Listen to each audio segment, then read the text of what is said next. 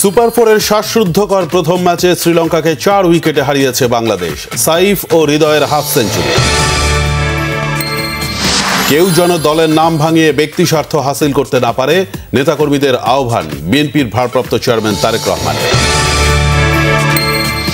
বিএনপির বিরুদ্ধে যখন যারা ষড়যন্ত্র করেছে তারাই নিশ্চিহ্ন হয়ে গেছে বলেছেন বিএনপি মহাসচিব মির্জা ফখরুল ইসলাম আলমগীর। নভেম্বরের প্রথম সপ্তাহে উদ্বোধন করা হবে গণভবনে নির্মিত জুলাই স্মৃতি জাদুঘর। থাকবে 16 বছরের দুঃশাসনের চিত্র।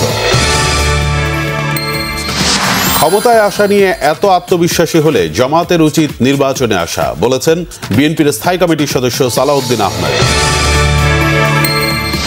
জাতীয় পার্টিকে একতরফা ফ্যাসিস্টের দোষর না বলার আহ্বান ব্যারিস্টার আনিসুল ইসলাম মাহমুদ ও রুহুল আমিন হাওলাদার।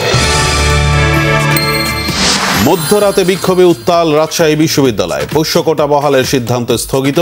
শিক্ষকদের লাঞ্ছিতের প্রতিবাদে আজ কর্মবিরতির ঘোষণা শিক্ষক কর্মকর্তা কর্মচারীদের।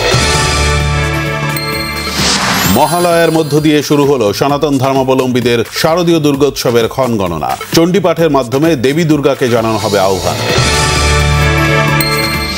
গাজা ভূখণ্ডের ৭৫ ভাগ এলাকা এখন ইসরায়েলি বাহিনীর দখলে। ২৪ ঘন্টায় তারা হত্যা করেছে অন্তত ৮৪ ফিলিস্তিনিকে। এশিয়া কাপে আরেকটি পাক ভারত মহারণ আজ।